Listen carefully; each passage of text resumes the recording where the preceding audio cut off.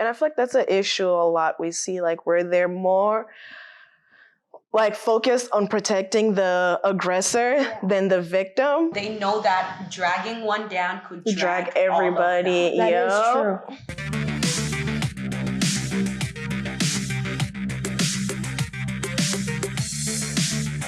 Hello, Emo fam. Welcome back to another episode of Emo Talk Show, where everything gets you questioning about your life and how you live in it. So today we are talking about something deep. Isn't everything on this show though? Anyways, we're bringing to you a topic that is dear to my heart. Saddens me that it continues to happen, but it's one that really needs much conversation. And I've brought on beautiful women who can help us embark on this journey together. So the topic for the day is sexual assault, specifically molestation in the African community. And so if you ladies could introduce yourself, we'll get into more details about this topic. All right. Thank you so much. My name is Bora. I am a full-time student and content creator.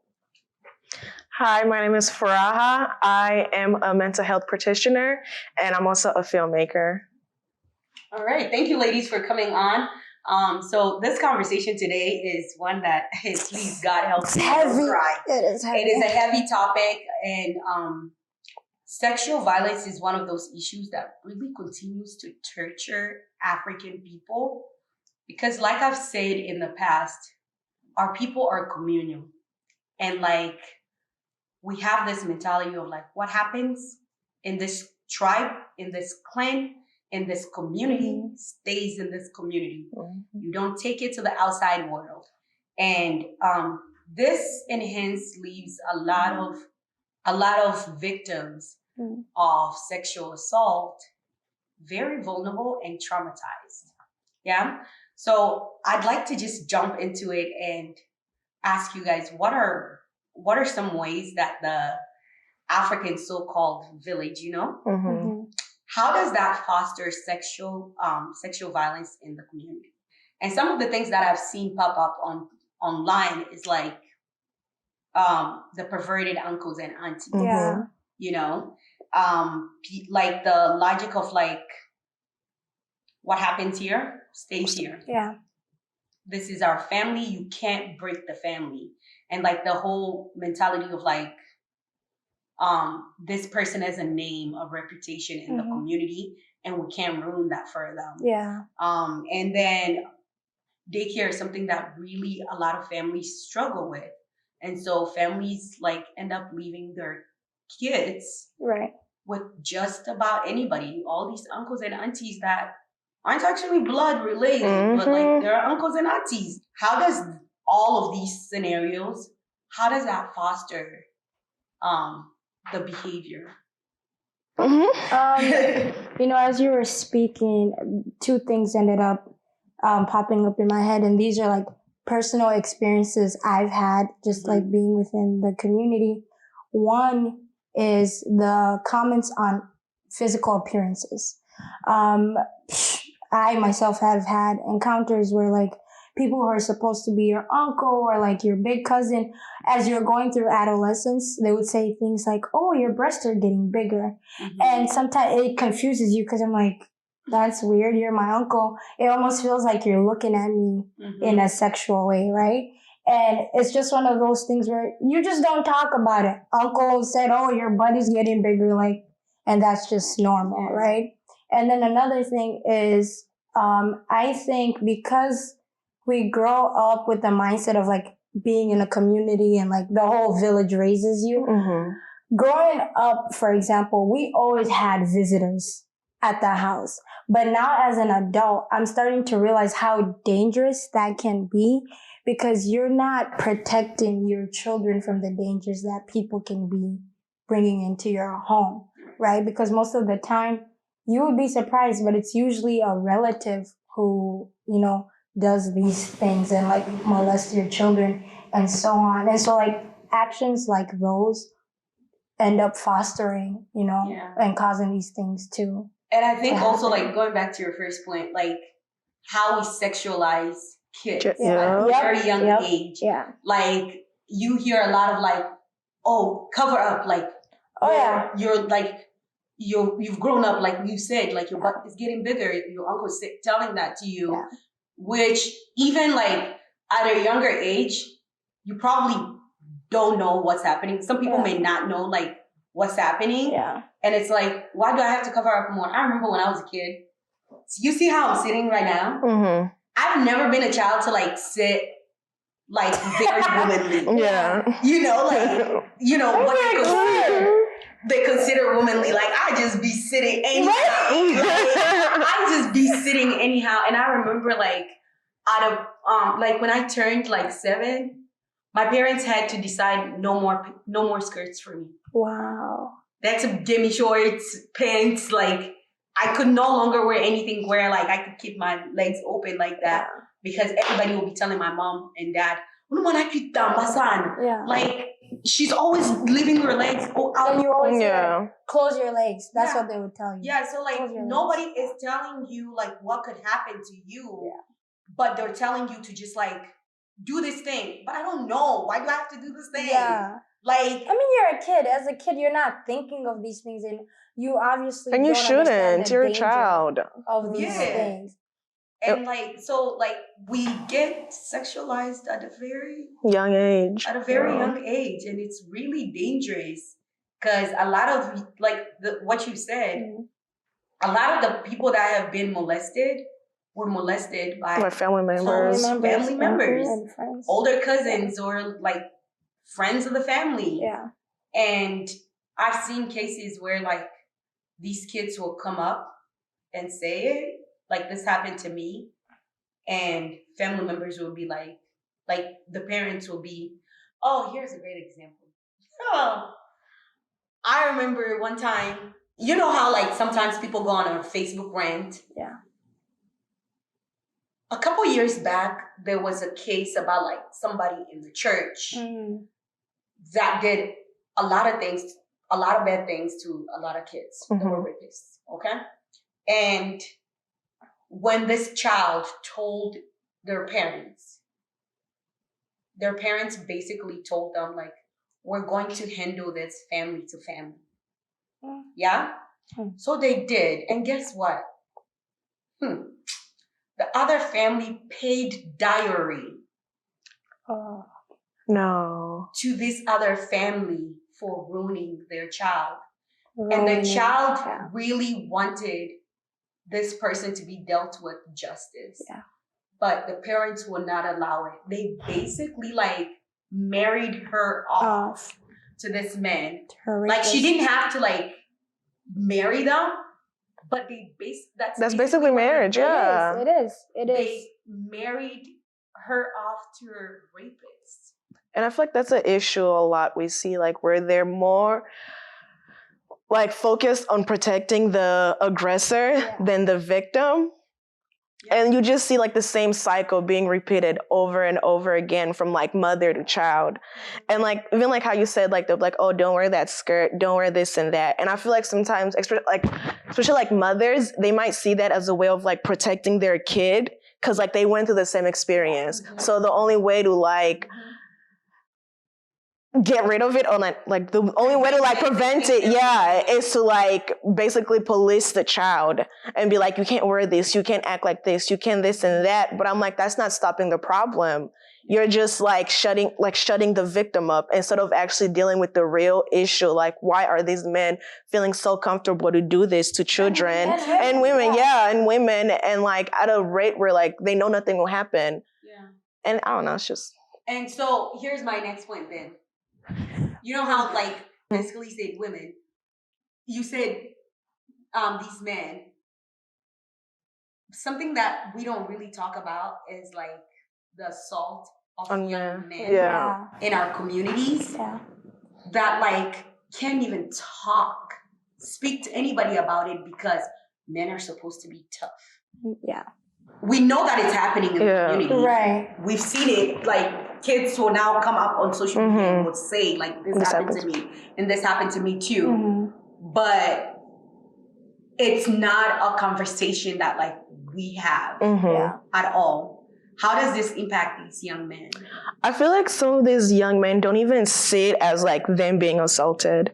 Like I've had friends, like male friends, who are like, "Oh, I lost my virginity when I was 9 years old," and it would be by like someone who's 26, and you're like, "That's rape," and they're like, "No, like I wanted it." They say that, yeah.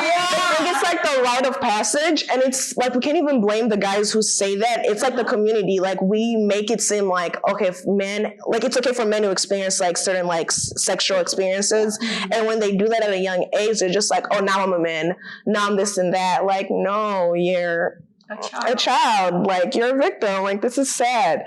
And like it gets passed on, like you see this, like they'll say that to their guy friends, and they're just like, oh, okay, like that's okay, that's this and that. And it's like a badge of honor, rather than. Anyways, I think it's because they don't want to be seen as the victim, because being a victim means you were weak, you couldn't defend yourself, and I don't think most men would want to take on those titles. And that's only because of like, I think, how society views victims. It's like, oh, whoa, that happened to you. Now everybody treats you like you're so broken and you're a pity party and whatnot. Yeah, or like I also think it's because the space isn't there. We don't have a space for these men to be vulnerable. Yeah. And you then like get to know them, you get to learn about who they are and what they've experienced. And it's like, I know I always suggest like therapy, like you really need therapy to get over these things, because the way you react in certain spaces, in certain situations, is based off of like what you experienced as a child, but you don't want to face the problem. And like, how can they face the problem when they were told, like they were basically told it was a badge of honor? Like, this happened to you? Oh my gosh, like she's grown and she did this with you. Like, oh, how cool. You're so cool. Like, no, it really sucks. And so I'd like to talk about how religious institutions also foster assault in the African community. How does the church play a role in fostering these behaviors and the protection of the aggressor?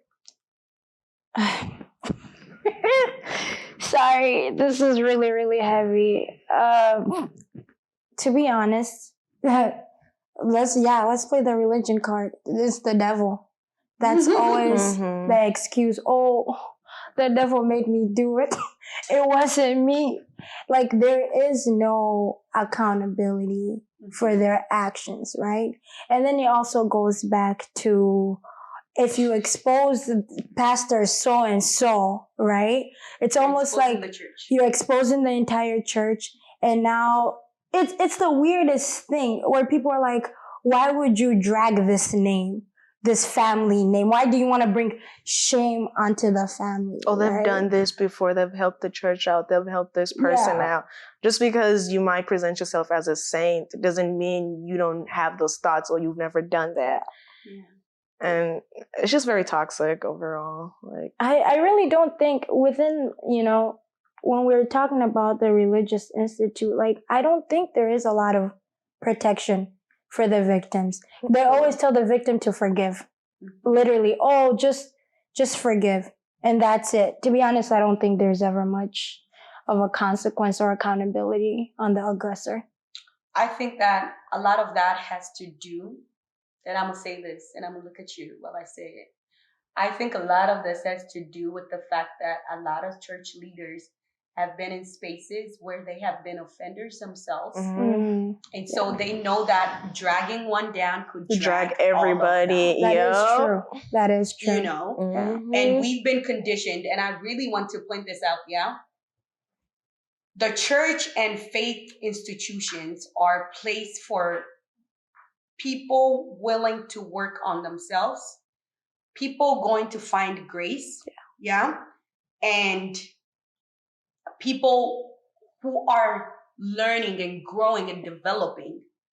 It is not for the perfect. Right. And so when we paint this image of the church as being perfect, we say, well, if we take these matters any further, you're bringing down the church. Yeah. And your pastor is going to look really bad. And because your pastor is going to look really bad, we shouldn't do it. It couldn't be our church. Oh, right? Lord. How can it be our church? Right? And so we've been conditioned to believe that the church is a place for saints. Yeah. And it is not. It is a church for people who are experiencing life, who have flaws, who have downfalls, and who still have time to learn, right? Mhm. People who are still growing. Yeah. But we make it seem like it's perfect. Yeah, Yeah. these things happen out there. They don't happen They don't within happen in here. these four walls. And by the way, if you're like a church leader and you're watching this, do you ever ask yourself why people leave church? Mm-hmm. Like, why they just leave? It's not and maybe welcoming they're- anymore. It's always been that way, though. We Yeah. always like to say, like, it's not welcoming anymore. Or it's No, not this anymore like you anymore. used to, but like, it's, yeah. it's always been that way. Mhm. People who are at the age that we're at now and maybe started to think the way we do, Yeah. saw it that way years back. Mhm. But now it's like, now we get to see why they left. Right. You know, growing up, you're like, oh, why you don't go to church anymore? Yeah.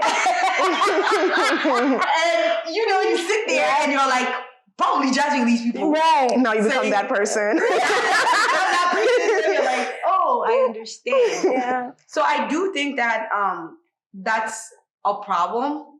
The whole picture of like perfection Mhm. in the church. Christ didn't come for the saved. He came for those needing salvation, Yeah. those who were broken. And that includes the offenders. Mhm. Right. But if we don't hold offenders accountable, then they think they've done the right thing, and you're leaving room for them to go and do this all over again. Yeah. So what is it that should be done to offenders in the community? To be honest, accountability needs to be taken. What does that Right. look like? What that look like is if a child comes to you and tell you that so and so has done to this. First of all, there shouldn't be a matter of like, oh, you're just a child, you don't know what you're talking Mhm. about, right? Actually sit down and listen. Listen to the story, right? And then the second thing is,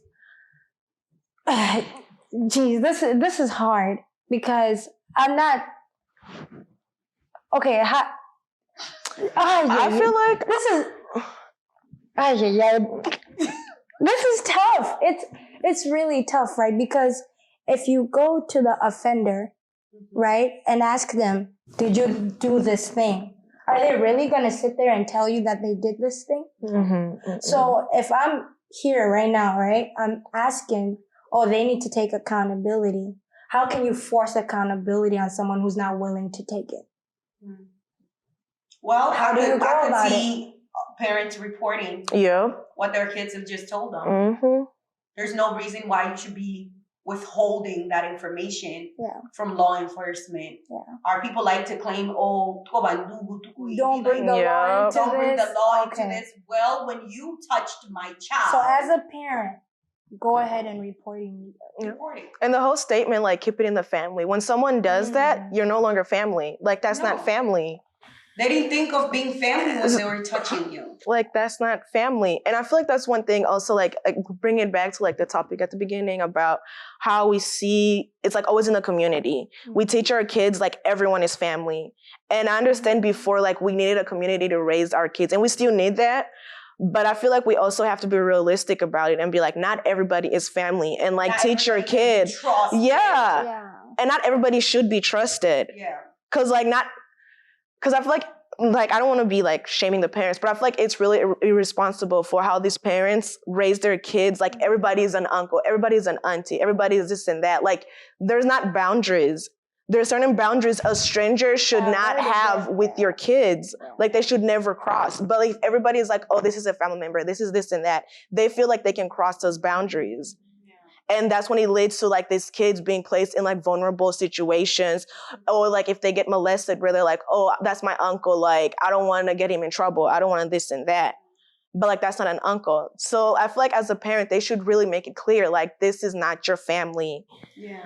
And also like you said about like parents leaving their kids in vulnerable positions.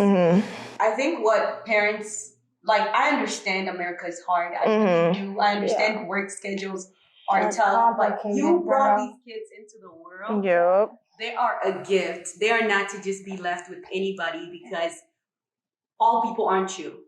Yeah. You may be a good person, but that doesn't make your neighbor a good person. Like, people really need to watch the people that they trust their kids with.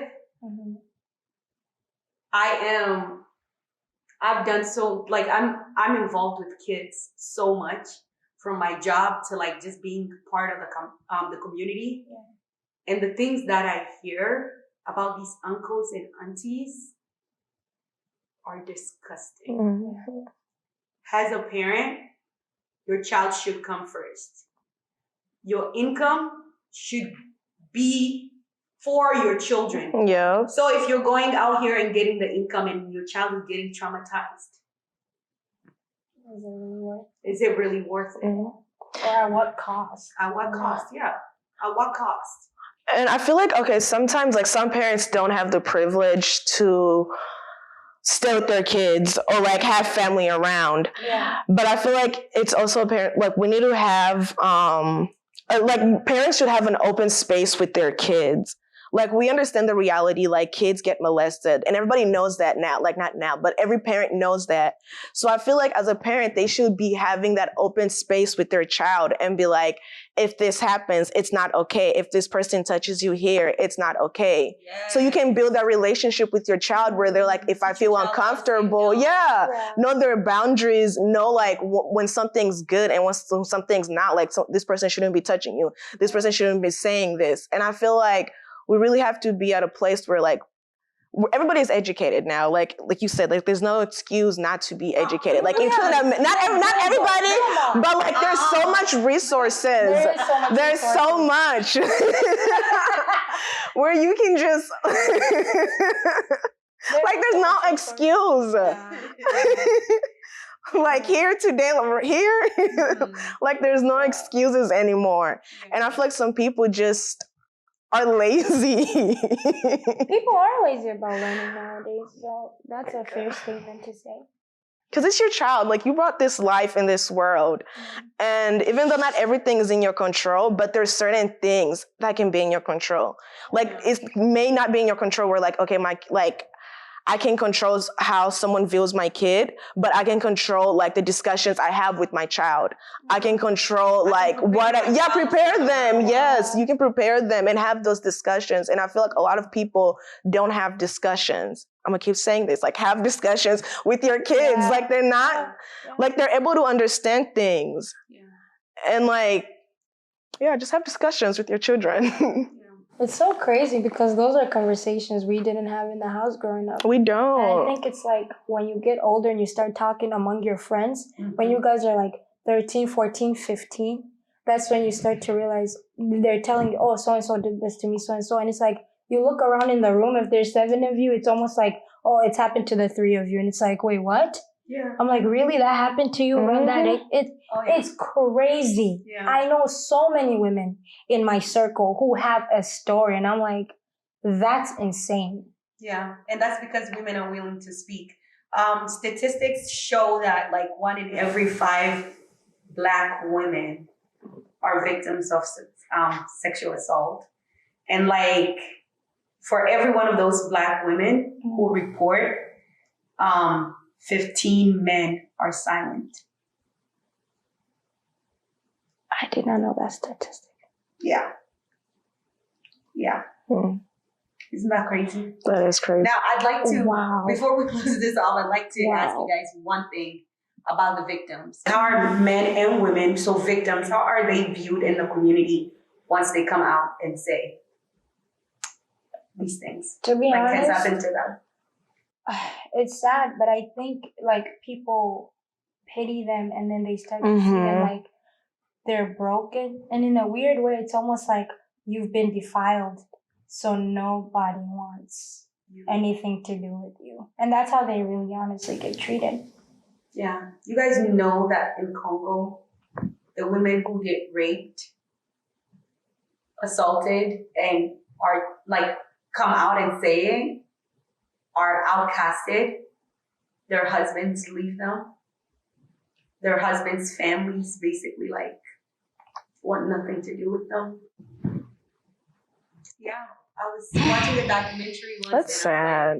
That's just wild. What? So now I wonder, like, that's women, that's who we mostly know about. Yeah. I wonder what the men go through, and I don't have that perspective. Right. But I wish I did. You know, like, I'd like to know the things that men go through after Such an experience. Yeah. such an experience. But yeah. Anyways, you guys. Anything sexual is always tough. Yeah, to discuss. Discuss. Yeah. But it's so important to have these conversations because we have people who are younger than us who need to hear that, like, they matter and that, like, they didn't do anything wrong, that they didn't deserve what happened to them. And so if you're watching this and it, like, negatively, like, they've impacted you to the extent where, like, this is triggering for you, we are going to have in the caption, in the description, we're going to have resources for you to use. Please use them. And I'm so sorry that you had to go through this. So yeah, thank you guys for coming on and watching. Please subscribe to our channel.